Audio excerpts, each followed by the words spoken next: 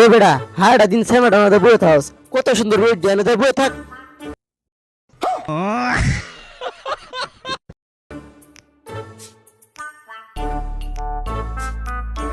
দেখ দেখ দেখ হাড়া দিন এ জায়গায় বয়ে থাকে, ওদিকে যে মহিলা কলেজটা ছুটি দিছে সেদিকে খবর নাই, হ্যাঁ না যাই একটু খাড়াইছে তো হারস।